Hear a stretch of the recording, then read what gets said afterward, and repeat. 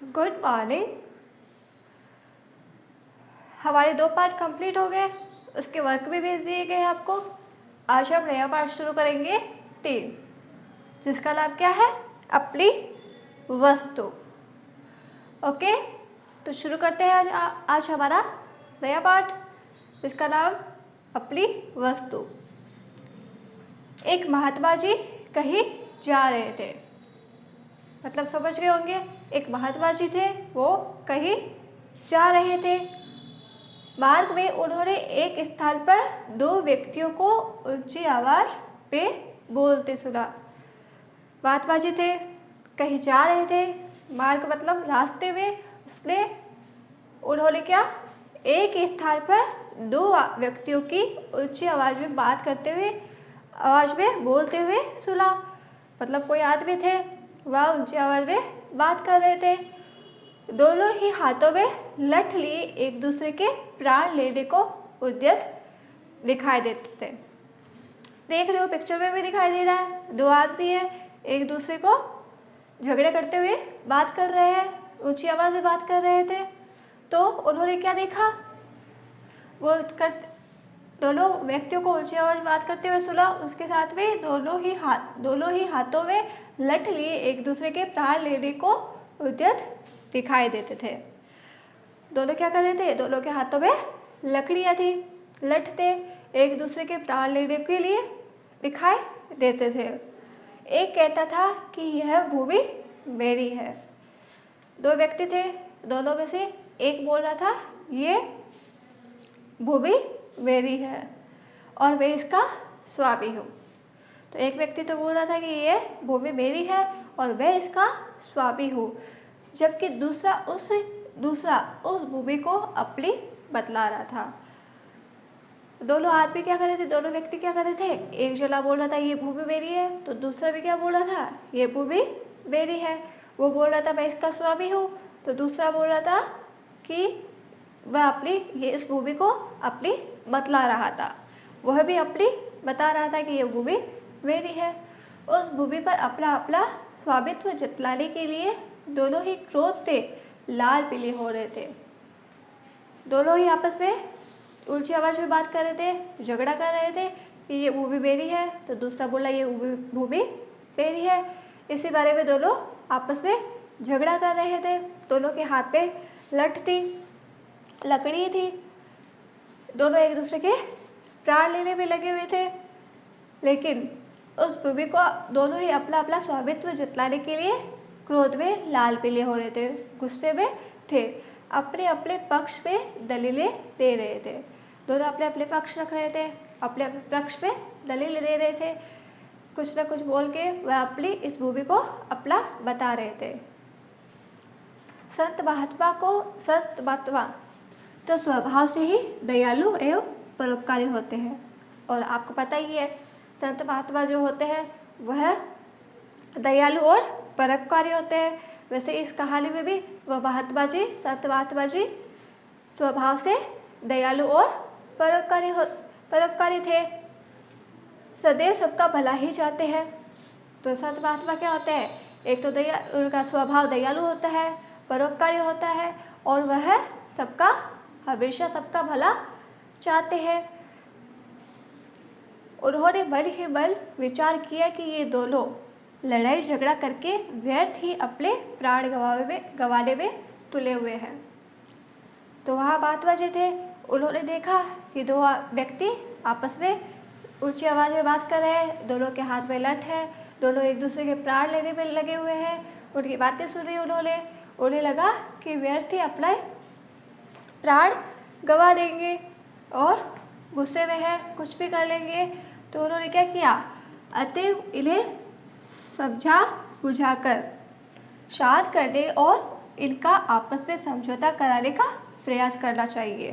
तो उन्होंने क्या सोचा कि व्यर्थ ही ये दोनों एक दूसरे के प्राण गंवा देंगे, बिना मतलब ही झगड़ा कर रहे हैं। उन्होंने सोचा कि इन्हें जैसे तैसे समझा बुझाकर इनको शांत करना चाहिए पहले, और इनका आपस में समझौता कराने का प्रयास करना चाहिए। वह कोशिश कर रहे थे कि दोनों लड़ाई झगड़ा ना करें, प्राण गंवाने की कोशिश ना करें। ऐसा वो महात्मा जी सोच रहे थे और उन्होंने कुछ सोचा जिससे वह उनका गुस्सा शांत हो जाए दोनों का, और वह आपस में समझौता कराना चाहिए उनका। ये सोचकर वे उनके निकट गए। तो वह महात्मा जी क्या हुआ, इन दोनों के निकट गए, दोनों व्यक्तियों के, और उन्हें संबोधित करते हुए बोला, हे भद्र पुरुषों, तुम लोग कौन हो और आपस में झगड़ा क्यों कर रहे हो। तो महात्मा जी वहाँ पहुँचे, उनके निकट गए, उनके पास गए और उनको पूछा, तुम दोनों कौन हो और क्यों झगड़ा कर रहे हो, झगड़ा किस चीज़ के लिए कर रहे हो, क्यों कर रहे हो। आगे क्या हुआ, महात्मा जी को देखकर उनमें से एक व्यक्ति बोला, महात्मा हम दोनों भाई हैं। मतलब जो झगड़ा कर रहे थे दो व्यक्ति, वो दोनों आपस में क्या थे, भाई थे। उसके बाद भी वह झगड़ा कर रहे थे, हम दोनों भाई हैं, हमारे पिता ने मरते समय अपनी संपत्ति का जो बंटवारा किया था उसके अनुसार इस भूमि का मालिक मैं हूँ। दोनों भाई थे, महात्मा जी को बताया उन्होंने, और उन्होंने क्या बोला कि हमारे पिता ने मरते समय हमारी संपत्ति का जो बंटवारा किया था उसके अनुसार इस भूमि का मालिक मैं हूँ। फिर भी यह व्यर्थ ही झगड़ा कर रहा है। मतलब एक व्यक्ति बोला कि इस संपत्ति का मालिक तो मैं हूँ, इस भूमि का मालिक मैं हूँ, पिताजी ने मरते समय ये मेरी नाम करी थी, और ये व्यर्थ ही झगड़ा कर रहा है और अपनी भूमि बतला रहा है। दूसरा व्यक्ति तत्काल चिल्ला उठा। एक व्यक्ति ने बोला कि ये भूमि मेरी है, तो उसको गुस्सा आया, तो दूसरे ने क्या बोला, वो भी चिल्ला उठा, महाराज ये बिल्कुल झूठ बोल रहा है। दूसरे ने क्या बोला कि ये जो अपनी भूमि बता रहा है इसको, ये झूठ बोल रहा है, ये भूमि इसके भाग में नहीं बल्कि मेरे भाग में आती है। क्या बोला उसने, दूसरे व्यक्ति ने, कि ये भूमि इसके भाग की नहीं है, ये तो मेरे भाग में है, पिताजी ने उसके लाभ करी है, इसलिए इसका असली मालिक तो मैं हूँ। तो दूसरा व्यक्ति इस भूमि का मालिक खुद को बता रहा था। यह झूठ मूठ ही इसे अपनी बतलाकर और मुझे डरा धमकाकर इसे हड़पना चाहता है।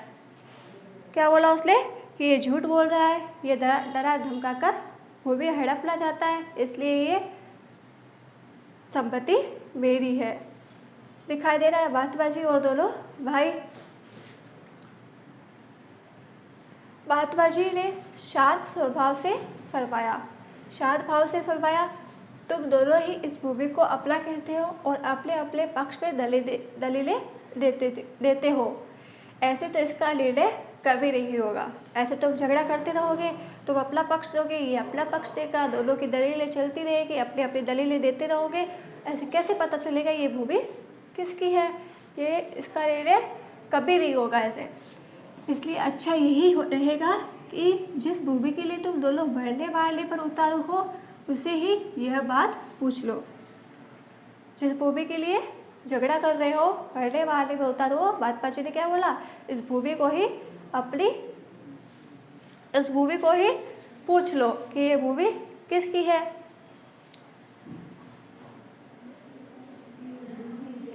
इसका असली मालिक कौन है, वह स्वयं ही इस बात का निर्णय कर देगी। भूमि के लिए बोल रहे थे कि भूमि को पूछ लो कि इन दोनों में से इसका मालिक कौन है, और इन दोनों में से इसका असली मालिक कौन है, और ये खुद अपना निर्णय इस बात का कर देगी। कुछ पल तक दोनों महात्मा जी के मुख की ओर ताकते रहे, फिर बोले, किंतु ये कैसे संभव है। अब उन्हें समझ में नहीं आया दोनों भाइयों को कि महात्मा जी ऐसे कैसे बोल रहे हैं कि भूमि से पूछ लो, भूमि कैसे बोलेगी ये इसका मालिक कौन है। दोनों एक दूसरे को देखते रहे। भूमि भी कभी बोलती है, तो उन्होंने सवाल किया महात्मा जी से कि अगर ये भूमि भी बोलती है, ओके, तो आज हम इतनी ही कहानी पढ़ेंगे। इसके आगे की कहानी हम नेक्स्ट वीडियो में पढ़ेंगे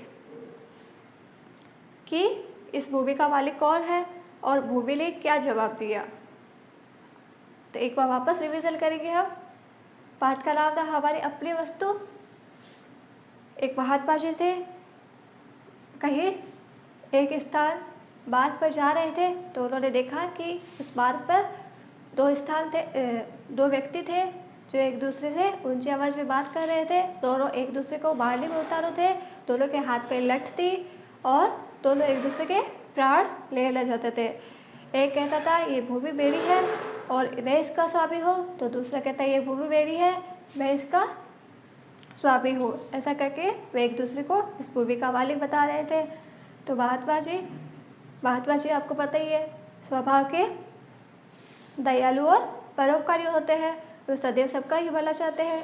उन्होंने बल विचार किया कि ये दोनों व्यर्थ ही झगड़ा कर रहे हैं, एक दूसरे के प्राण गंवा देंगे, अतएव इन्हें समझा बुझाकर शांत करना चाहिए और इन्हें समझौता कराने का प्रयास करवाना चाहिए। ये सोचकर उनके महात्मा जी उन दोनों भाइयों के निकट चले गए और बोला, हे भद्र पुरुषों, तुम कौन लोग हो और क्यों झगड़ा कर रहे हो?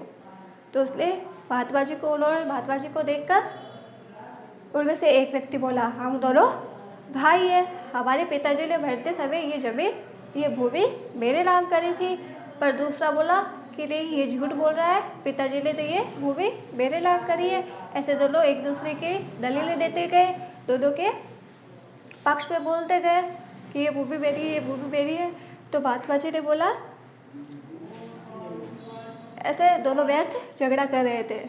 फिर महात्मा जी ने इन्हें चुप कराने के लिए क्या बोला कि ये भूमि, तो भूमि से ही पूछ लो कि इसका असली मालिक कौन है। तो दोनों भाई एक दूसरे को देखते रहे कि भला भूमि कैसे बोलेगी। तो उन्होंने महात्मा जी से सवाल किया कि भूमि भी भला कोई बोलती है। ओके, तो आज हम इतना ही पढ़ेंगे, नेक्स्ट वीडियो में इसके आगे की कहानी पढ़ेंगे। Thank you.